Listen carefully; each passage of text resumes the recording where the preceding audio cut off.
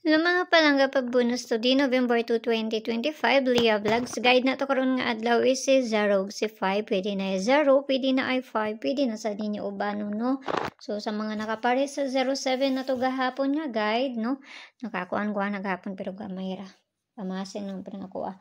O sa 051, gahapon pa kung kinuha na yan ni 051 ba? Gani kay ni kuan siya ganiha. So, arang-arang kabawi-bawi ra.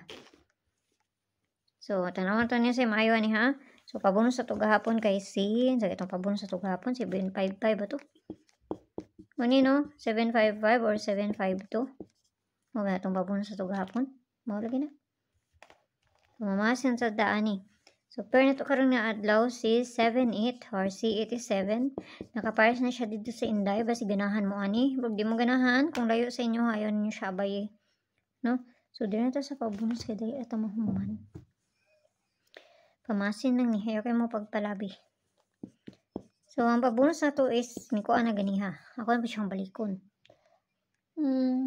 Pabonus na to is si 072. Kung bahala na plus minus raman na, no? May na-address ako. Amar po na kung ikahatag sa inyo, ha? Ako siyang balikon. So, pwede mo mag 172 ana. Malay mo, 172 niya. Malay lang.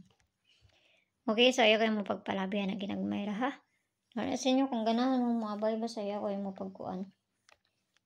So, pamasin na lang ako, Sahay, mag-get to para ba na sa gabi, Para na 051.